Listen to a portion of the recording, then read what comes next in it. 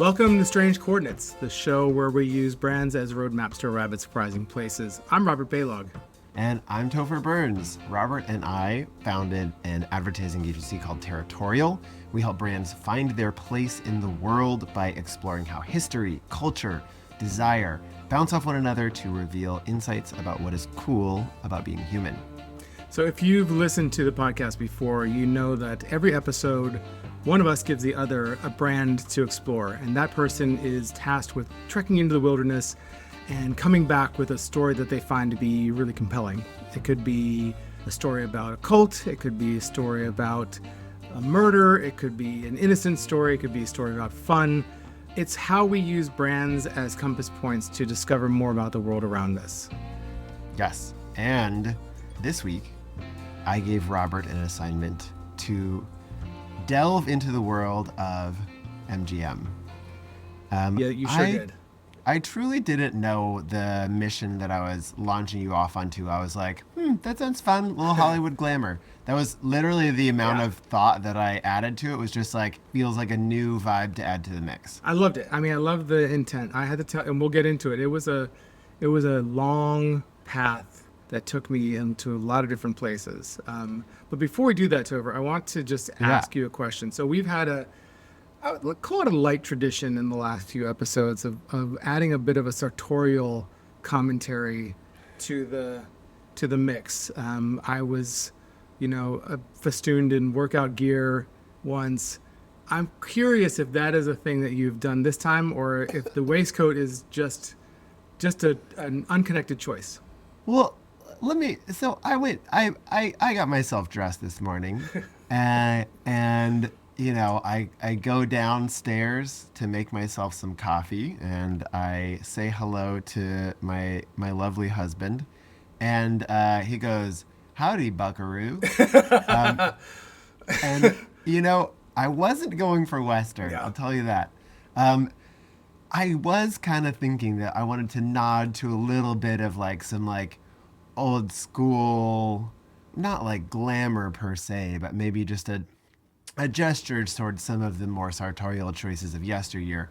And then I decided to also contextualize it with what I hoped was like a little bit more of a gesture towards like late 80s, early 90s, sort of like Friends intro type, maybe like Alicia Silverstone's gay best friend vibe. Perfect. So I'm aiming at a lot of different places, but then somehow I ended up at like Showdown at the like OK at the Corral. Gay Corral. Yeah. OK Corral. Well, I think it looks great. For those of you who are listening and not watching, Topher is combining a lovely, I'm thinking black vest with a very generously swooped chain around his neck and a white t-shirt. So it's pretty fantastic. I appreciate it. Are you sort of giving auteur? I'm constantly on the verge of Clark Gable with this facial hair, but I have not done. Why push it? Yeah, I've not done anything else. No. But I do appreciate you adding that extra dimension to this, Topher, because it helps me get in the mood, which I really appreciate. Absolutely, and as long as we're just kind of talking about vibes, I have to say, I've been looking forward to this for a really and I feel like we've been really busy lately, and so it's been it's been a little bit of a struggle for us to just make calendars work to make this happen.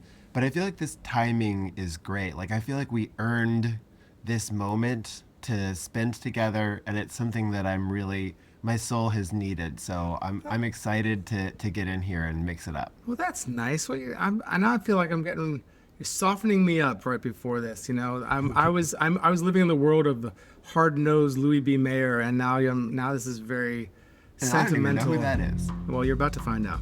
I'm excited to learn. Yeah. Let's do it. I think it's worthwhile just doing like what the heck is MGM? Where did it come from? There's some history there. It's a century-old brand. So let's just dive into it. So the company that we know as MGM was started in 1924 when a person named Marcus Lowe. 24? 1924, yeah. So we're on the centennial. We're at the centennial. Yeah, we're at the centennial. That's why I did this, obviously. Totally, 100%. So Marcus Lowe owned a bunch of theaters. He's the Lowe that you think of when you think of theaters, that guy. He owned a bunch of theaters on the East Coast. and he was looking to provide a steady flow of content for his theaters. And so he thought he would purchase some film production studios and actually start just feeding his theaters with content. So this is sort of like, if you're a 30 Rock fan, you sniff out vertical integration immediately. Jack Donaghy would be so proud with this. Yeah.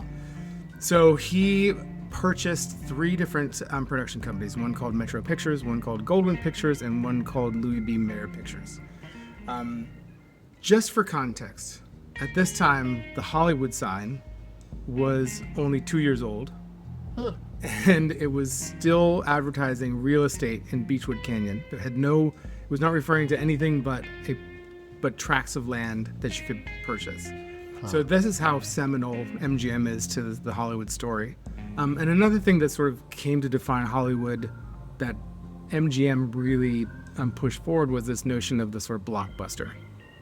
And it's really a strange twist how this happened. Okay, so Louis B. Mayer was a Jewish immigrant. He got his start, like a lot of people, he was selling scrap on the streets. He was just a really hardworking, industrious person who was determined to do whatever he could to lift himself up.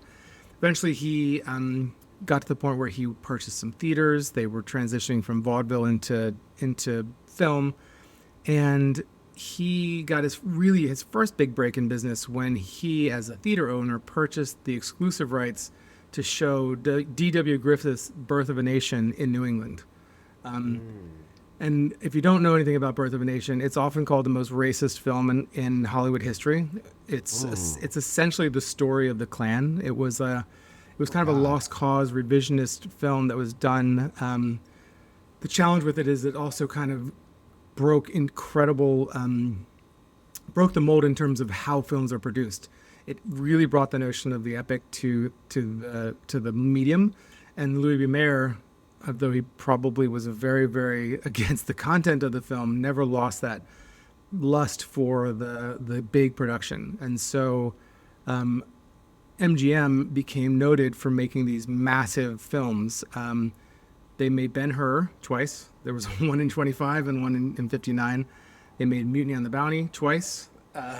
They also did The Wizard of Oz. And The Wizard of Oz was actually so extravagant that despite how successful it was, it didn't make a profit for 20 years. It took 20 years for them to, yeah.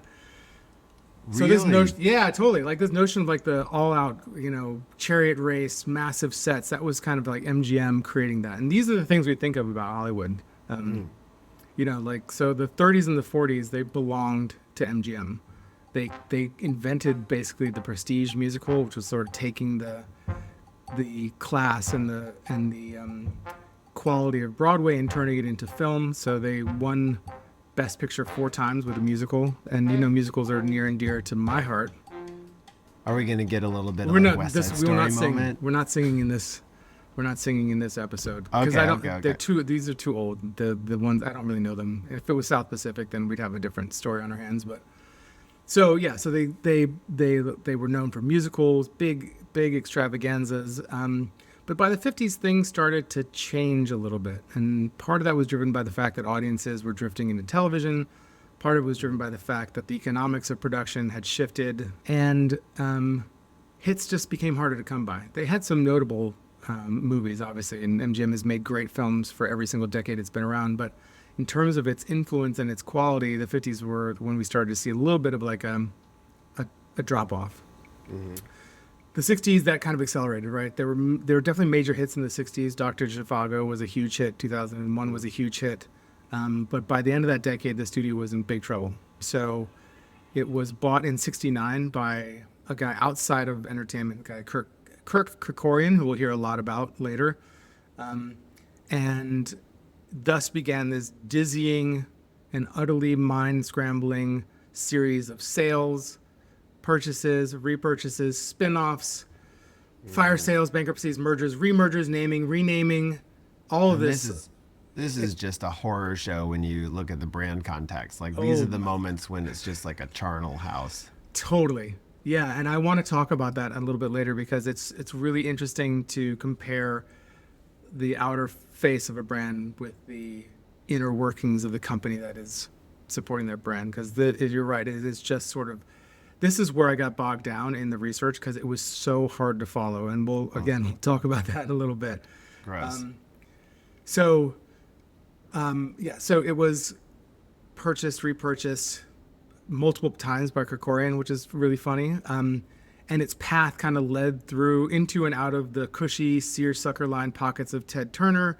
Its path wound down the corrupt and abysmal halls of the Weinstein Company, and eventually landed in the warm and generous embrace of Jeff Bezos in 2021, who is now the current owner of MGM. I didn't know that. Yeah.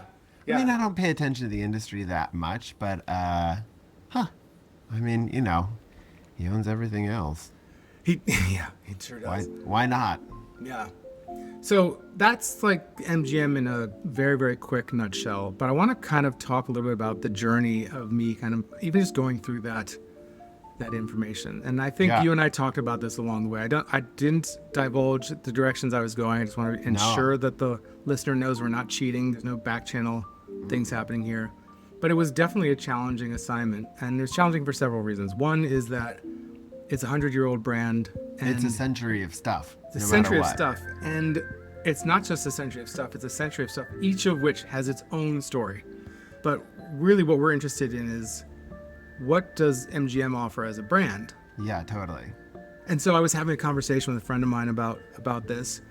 And he's like, well, is it a brand? And I think my initial reaction was, yeah, obviously it's a brand. But then I was kind of questioning, well, I mean, is it a brand? So I want to maybe explore. Okay. I've got some thoughts percolating. Well, this I think this as a line of questioning will take us through some interesting places that illuminate not only MGM but also maybe what it means to be a brand, or what we understand a brand is. Love this. Right? All right. Okay. Strap me in. Okay.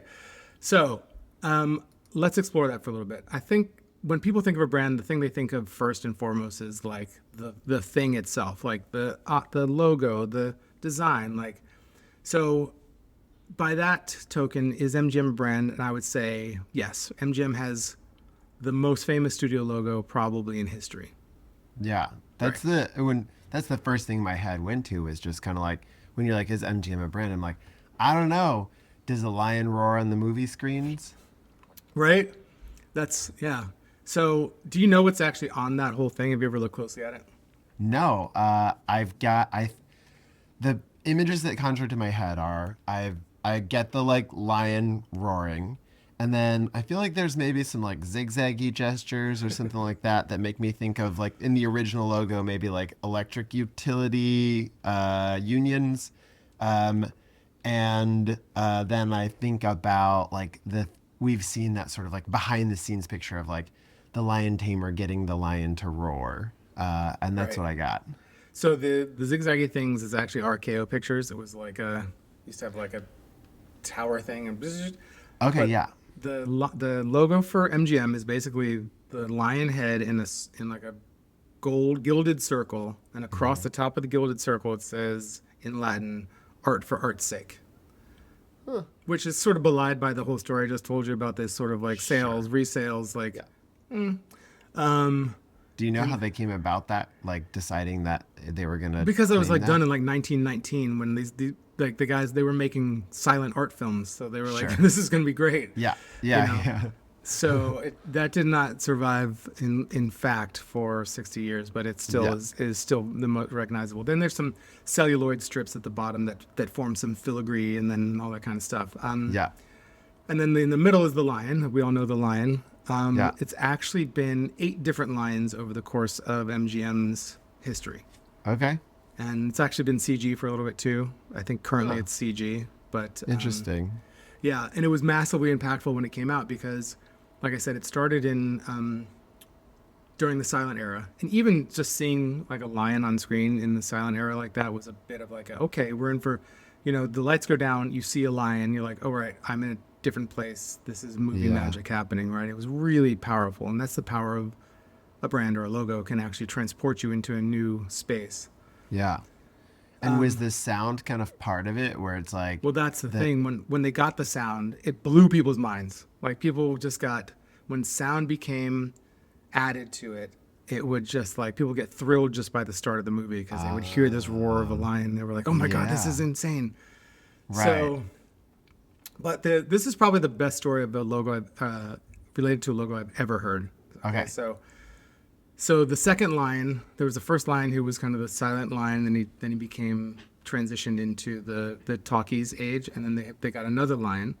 Okay. And this lion was renowned. Eventually, got named Lucky Leo. All the lions were named Leo, but this one was named Lucky Leo, Okay. because it was known for surviving like a bunch of accidents. So it was in 2 train wrecks. It escaped. It escaped a sinking ship. It was in an earthquake. It was in a studio fire. Like this lion, yeah. Whoa. 9 lives. But the most incredible story of survival for Leo II is it was in a plane crash. And so I have to tell you the story of this plane crash because it's amazing. What? It's so amazing. Okay, so the year's 1927, right? Charles Lindbergh had just done his flight. People were like airplane crazy. And MGM is like, people seem to love this lion. What if we can buy 2 great tastes that taste great together? And like, so they're like, why don't we do a thing where we fly the lion across the country as like a promotional tour? It'll land in New York and it'll be the big opening of a movie and it'll be amazing. I'm picturing him like, in a biplane, how you have like 2 little seats. I'm picturing him sit in the back with like goggles and a scarf and a little like leather cap, and like the guy in front's just tossing meat behind him to make sure that the lion stays entertained. You are not far off, which is crazy. What? Okay, yeah. So they got a like a legit pilot, right? They got a person who could actually do this. Okay. He had lots of experience. They were like, great, we'd love for you to do this. It's going to be great for you, but you have to dress up like a lion tamer. He's like, oh, Jesus. They made him put the lion tamer. You had to dress as a costume on. lion tamer.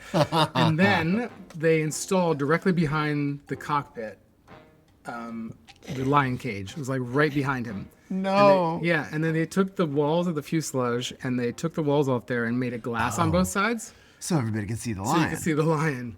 Oh my God. And then they like hooked up like a bunch of tubes that had milk, would like give him milk and other stuff like that. And the pilot could like, feed him when he was flying if he was getting upset or whatever. Yeah. And the pilot was like, yeah, okay, cool, definitely. I'm bringing a gun. And he backed at the 45. So all right, so they get it all set up. The lion's in the plane. The SPCA gets word of it, and they are like, "No way he's going to take off from the LA airport." And they're like picketing and stuff. So the studio moves the plane to like an airport in the valley, and they take off kind of furtively from this airport in the valley, right? My God. So almost immediately, the pilot's like, "We are in deep trouble right now." Like almost immediately. What was the problem? Well, I mean, the plane was not like spec'd for the extra weight of like a cage, extra fuel, milk, and 400 or 500 pounds of cat. Like it's just not what it was. Wow. So like it's like flight performance was terrible, and so he takes off and he knows this is gonna not go well. Somehow it gets the plane all the way to Phoenix, gets past Phoenix. He's in Arizona, and then there's just no denying at this point the plane is definitely going to go down.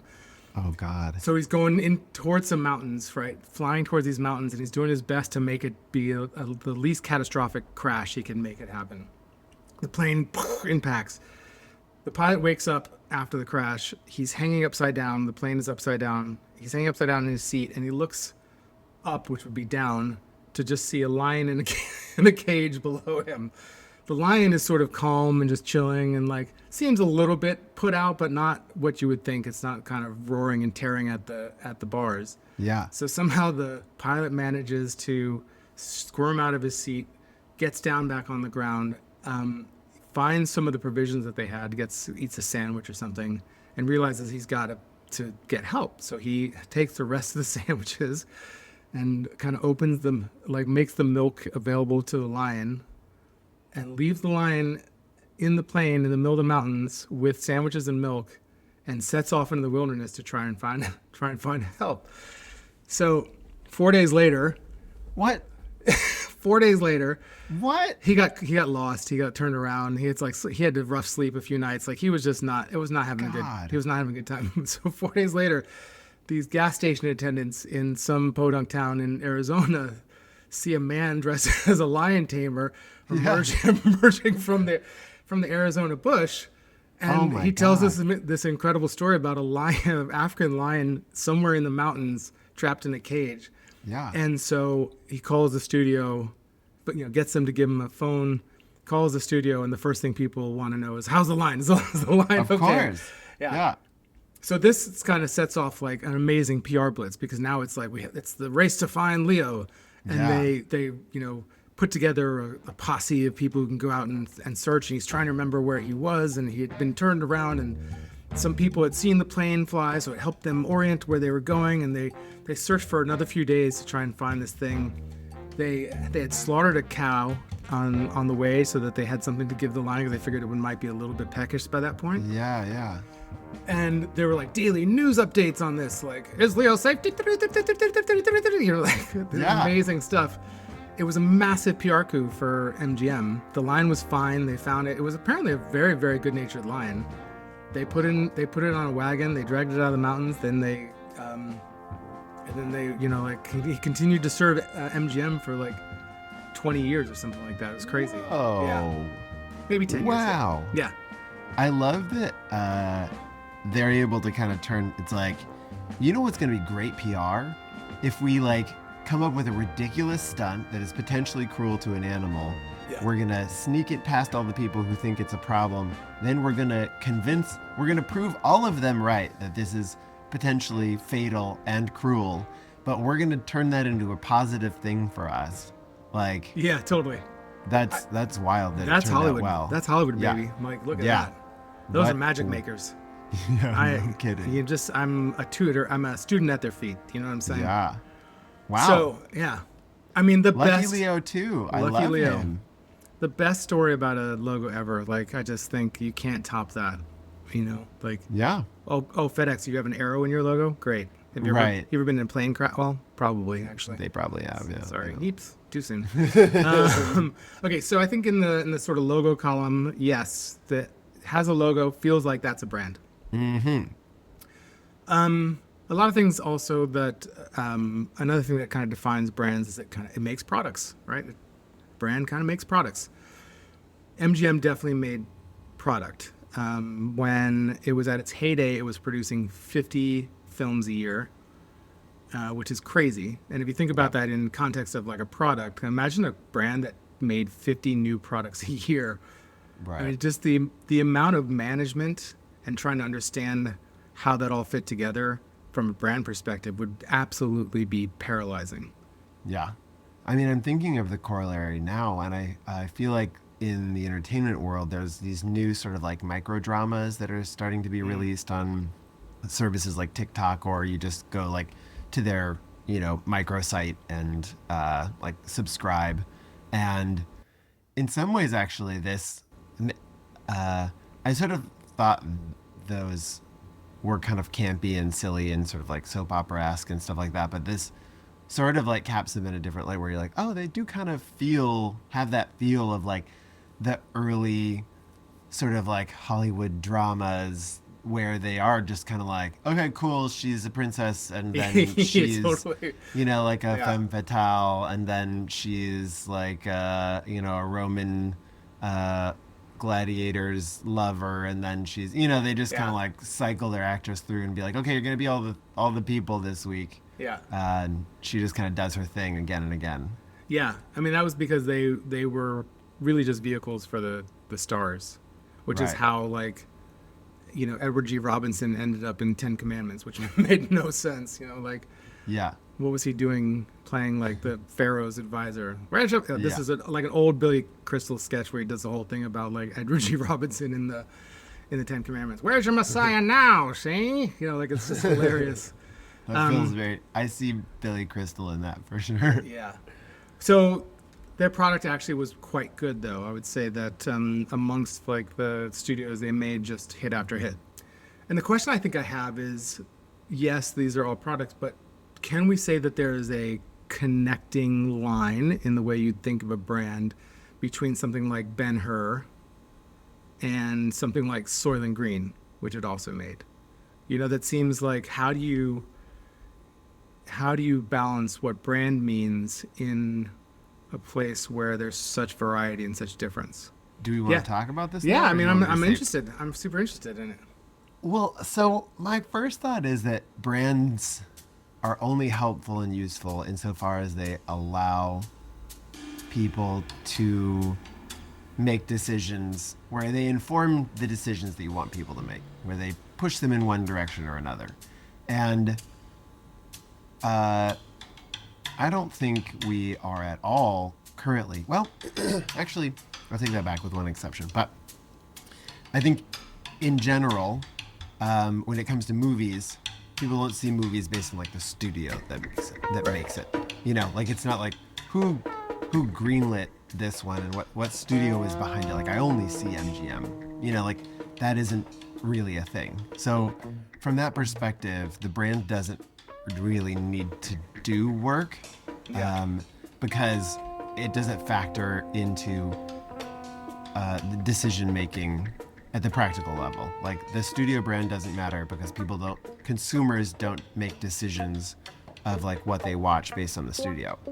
What I will say is there are plenty of other people involved in the system of making a thing for whom studio choice does matter. So early on, stars signed to movies.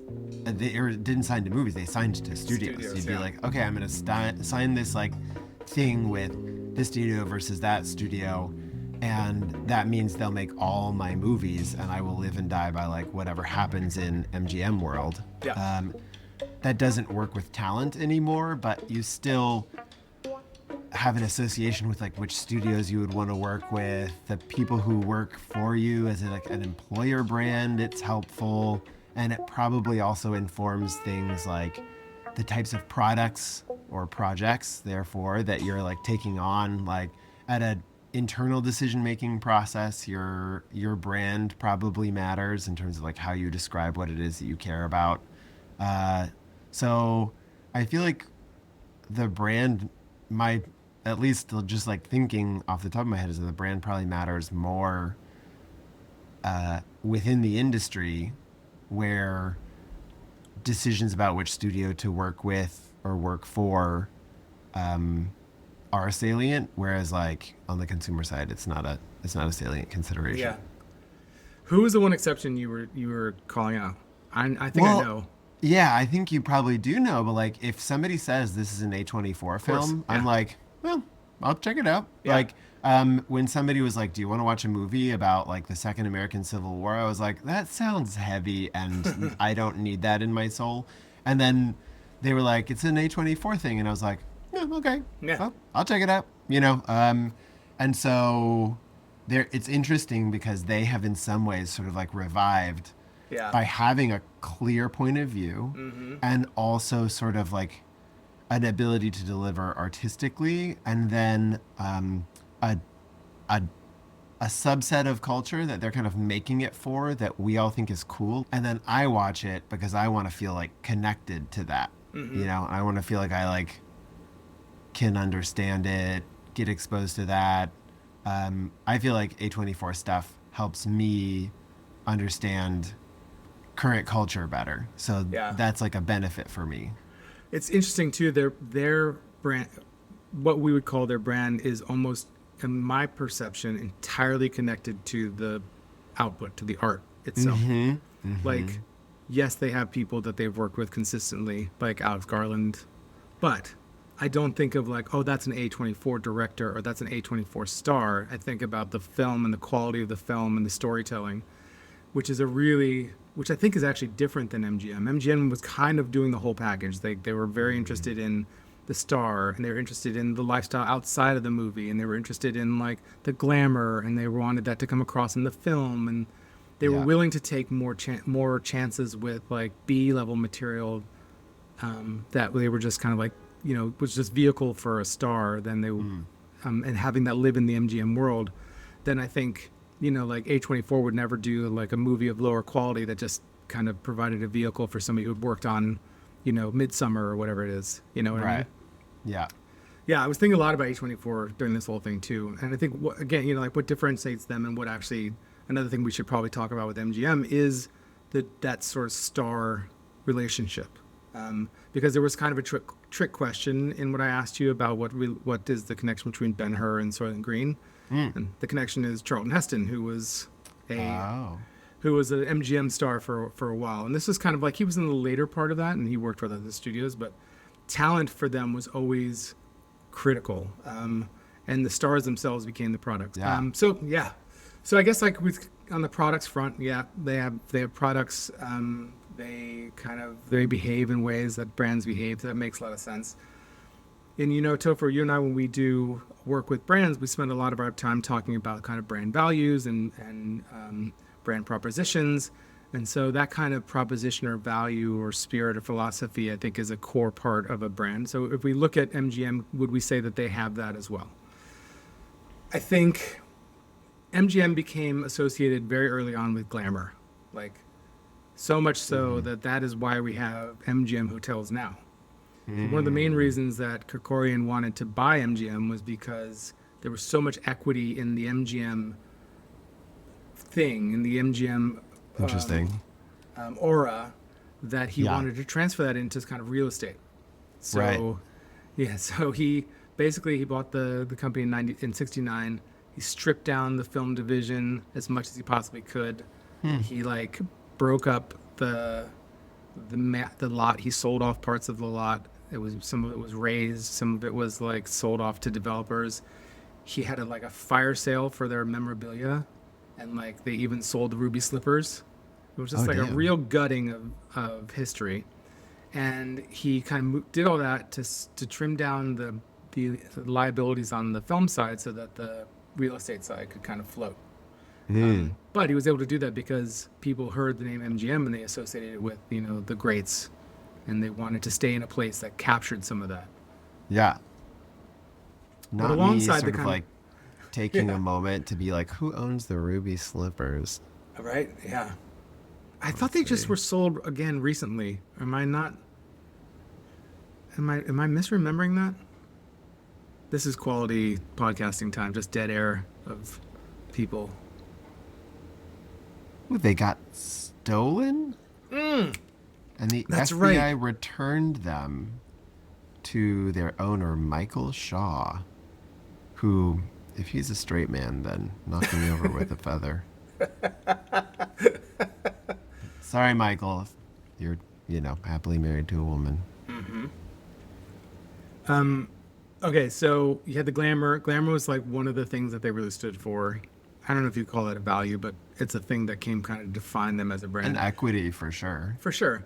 Another thing that was really, really important to MGM and especially to Louis B. Mayer was this notion of wholesome entertainment. Louis B. Mayer wanted to make wholesome movies. He wanted the brand to be associated with wholesome entertainment.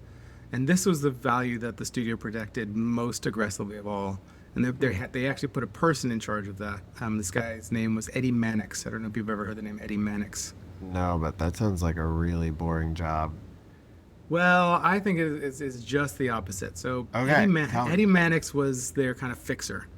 He was the muscle. He was the guy that made things go away, if you know what I'm saying. So he was in charge of maintaining this sort of squeaky clean reputation, and he did it with the dirtiest methods you could possibly imagine. Ooh. Yeah. So It's a lot of like paying people money to make things go away.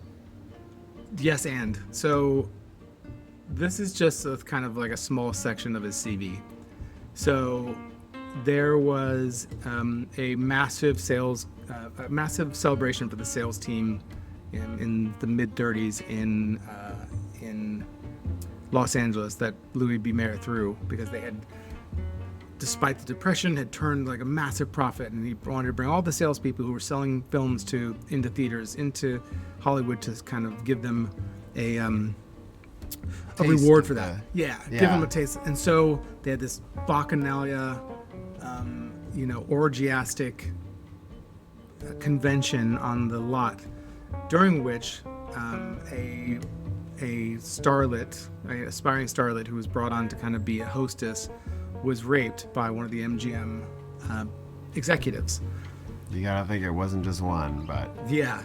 She was the only one who went to the police. Her story is incredible. Her name is Patricia Douglas. She came out much later in life and actually told her whole story to Vanity Fair. But wow. her story, she went to the DA. The case was squashed aggressively by Eddie through a number of tactics, one of which was to pay off her mother, who was her support at that time. So, yeah, so that went away for about 60 years. In another instance, he arranged for a MGM star named Loretta Young to publicly adopt what was actually her own baby, to hide the fact that the child was a product of an affair with Clark Gable. Because he didn't want to spoil the reputation of either one of those starlets or the studio. Wow. So she was like, God knows where this baby came from, Yeah. but he's real special to me now. Exactly. Wow. He talked stars into having abortions. He manipulated police investigations.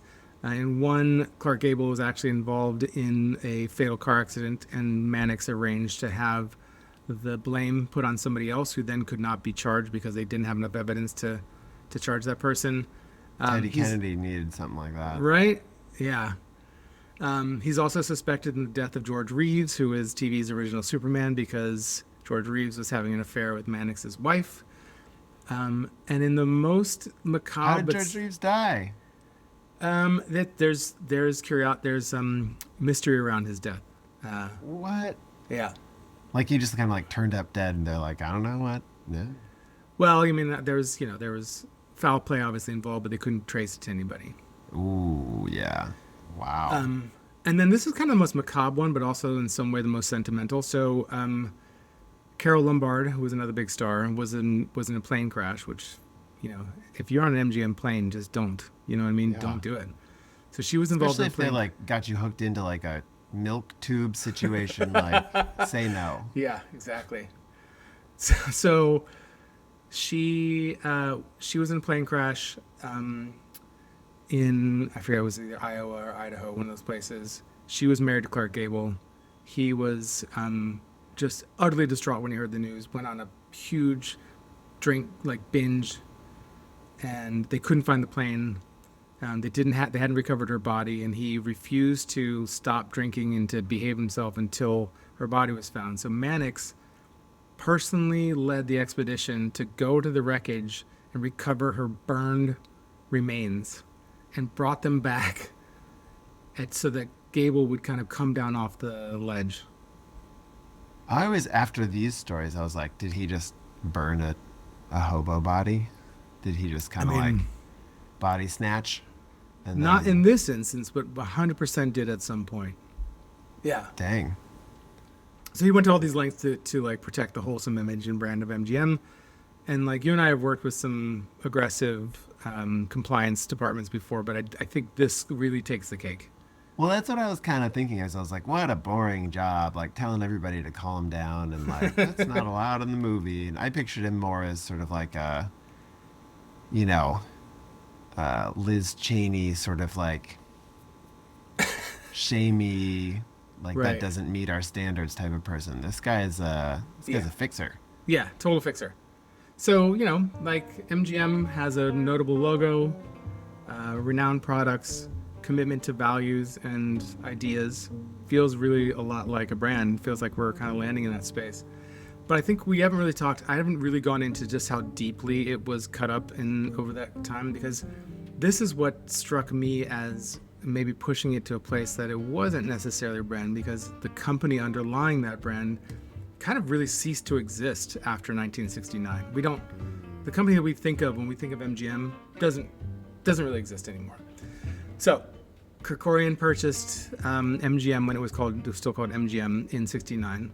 He broke it up into Metro-Goldwyn-Mayer Film Company and MGM Hotels. Then he merged the film company with United Artists, and then the brand became MGM UA Entertainment. So then, in '85, Turner bought the whole enchilada and renamed it MGM Entertainment. But he immediately sold it back the same year at a loss to Krikorian while retaining the rights to the entire catalog pre-1986 because he just wanted stuff to put on his cable channels. Yeah. Krikorian then sold that again in 1990 to an Italian financier who owned Pathé Communications in Europe and combined it to be MGM Pathé Communications. I'm probably saying that wrong.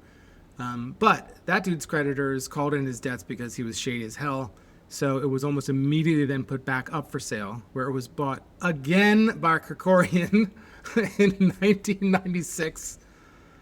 I picture him like leaning back at that negotiation table and just being like, right? "What do you got for me?" Yeah. You know, like I've been here Totally. before. And all this time, like, pieces were being glommed into, pulled out, like licensing was pulled out, distribution was put in, distribution was pulled out, licensing was put back in, records were taken out, blah, blah, blah. Like the brand was just cut up over and over and over again. Mm-hmm. He put it up for sale again in 2002 when it was bought by Sony. It went into bankruptcy in 2010. It came out of bankruptcy. It formed a partnership with Annapurna. It just kept on shifting and moving and changing until that sweet, sweet book money came knocking in 2021, and now it has found a home at Amazon. So Bezos doesn't own anything related to MGM prior to 1986. So that's, the classic movies like Gone with the Wind and everything, but he owns that halo of the MGM brand. He owns the incredibly lucrative Bond franchise. Throughout this process, MGM got a hold of other franchises like Rocky and things like that. So there's a lot of equity and a lot of power there. But yeah, it's sort of like, is it even the same brand? Like, we've had this connection to this brand while all this Byzantine wheeling and dealing has been going on, that I think is really interesting when you start to think about what is it you're attached to when you're attached to a brand. Like, it actually shows off the difference between a brand and a company. A lot of people start to ask us that question, like, what's the difference between a brand and the company that the brand represents? And this kind of calls that out. Yeah, this is definitely, like, we don't take a lot of moments so far on this show to be like, let's really talk about the strength of brands, Yeah. But I feel like this really highlights the thing where it's like at the decision-making level of like whether I'm a consumer or whether I'm sort of like an actor or a director, the business stuff almost just kind of feels like boring and irrelevant if you're like, but the lion. Mm-hmm. And it's not actually irrelevant. Like, it's important to know who you're getting in bed with. If you're selling a script to a company and they're gonna, blah, blah, blah, put it into production, that matters. But, I actually did a brand relaunch for a world famous, top 3 music recording record label. And it's kind of similar in that it was like, it sort of means nothing, but it also really does mean everything, because it's the thing that makes your business not just like this gross Frankenstein of a lot of different weird little parts that you like threw together over the different types of like corporate upheavals and, forced takeovers and all that kind of stuff. Like, those things are impossible to follow with and have only negative drag on like the perception of what it is that you're doing there. It doesn't benefit you at all to be like, oh, look at all these great little like agglomerations of value that we've created by, vertical integration. And so like going back to the 30 Rock thing, it's just kind of like, nope, that's gross. Right. But Lion, like Lucky Leo 2, Greta Garbo, like if you can just point to sort of like the brand story and you still have that, that's why it's worth buying. That's why, as it's gone through all of this horrible journey of just like a lot of cuts and ads and stuff like that. That's why the brand still exists. Is why people keep putting it back on top, because like it's the container that you stuff all of your gross monsters into. Yeah. Yeah, it's funny you kind of touched on when you were talking about 30 Rock. I just started to think about, there was an episode where he was trying to work microwaves into show material and things like that. But then, but the real NBC, I think, has learned this lesson really well. Like they've taken, even if they're owned by Scheinhart Wig Company. Yeah, but like the real NBC, when they were looking, how do we get into a new place? What did they use? They used the peacock. They used their logo as the thing that defines their new channel, their new way of interacting with their content. And their logo and their brand was so powerful that like people immediately felt a connection to that. Well, it was I think where we arrived at is that MGM is most resoundingly a brand, and maybe might only be a brand as far as we know. Right. Yeah. Where like the brand, the business may change and will continue to change. The brand is the only thing that kind of like sort of needs to continue. Yeah. I'm interested to find out about where you will be asking me to take us next. Well, so we haven't done on the show yet a B2B brand. We've done, and sorry, for those of you who are not in the daily slog of advertising, B2B is business to business as opposed to B2C, which is business to consumer, and it's like a product that gets sold to you and me. So we haven't really done a B2B brand, but a lot of our work, Topher, is with companies selling things to other companies. And I didn't recognize the connection until just now, but I would love for you to delve into a B2B brand that has, unfortunately for itself, been in the news quite a lot lately, but has a very storied history, and that brand is Boeing. Oh, wow.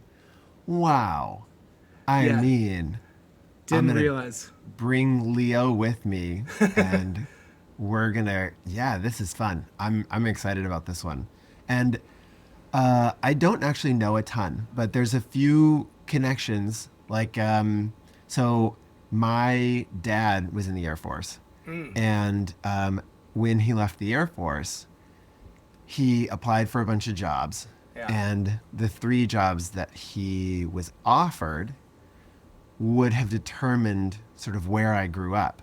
And so one was an IBM offer that would have meant that I grew up in Poughkeepsie, New York, which 2, he got offered a job at Sandia National Labs, which is why I grew up in Albuquerque, New Mexico. And then 3 was a job at Boeing, so I would have grown up in Seattle. And, I probably would have been cooler if I grew up in Seattle. But you would have missed out on so much great food. Yeah, I had no regrets. Albuquerque Seattle has was great awesome. food, but like Southwest, man. Yeah. And no hindsight on that one. I feel good about the direction we went, but I was almost a Boeing baby, so I probably would have had more invested in it. But I'm excited. Yeah, I'm excited that we finally have. Stare down sort of like what could have been. Yeah, it's nice that you finally have a brand that touches upon your personal history. Yeah, a little bit. Perfect. And it'll be interesting. It's already taking me to the like, what is the role of brand when it comes to damage control. Yeah, I think one of my favorite things was when all that was happening, when the doors kept on falling off the Boeing planes. Wait, don't tell me we'd do a segment every weekend called Are all the doors staying on all the planes now? And it was a yes or no. It was a yes or no question. It was always no. Really? Because it was just like, there were like every week they'd be like, there'd be like another one. Yeah. Wow. There's a lot to unpack. I feel like I have a lot at stake already. This is going to be a delight. Yes. Well, so if you're interested to go on that journey with me, and I hope you are, and God knows where we'll be taking off and flying to, and hope that we land there safely. But if you want to go on that journey with us, join us next time. You have been listening to Strange Coordinates, the show where we use brands as roadmaps to arrive at surprising and fascinating places. Your hosts are me, Topher Burns, and Robert Baylog. To learn more about our agency, Territorial, go to our website. We're at weareterritorial.com. Join our mailing list, and also follow us on LinkedIn. All right. Thanks so much. We'll see you again real soon. Have a fun time. Watch some movies. Cover up some crimes. Live that MGM lifestyle. I have the perfect way to end this episode that I just realized. Do it. I need you to hang on. I need our viewers to hang on. I will be right back. That's a wrap. Why do I have this? Wait, did you get that from our shoot? No, I bought this on, you know, the like weird panic inspo half drunk buys that we were making during COVID. Yeah. They were just like, that'll be funny for some dumb reason. This is one of the things I had. Amazing.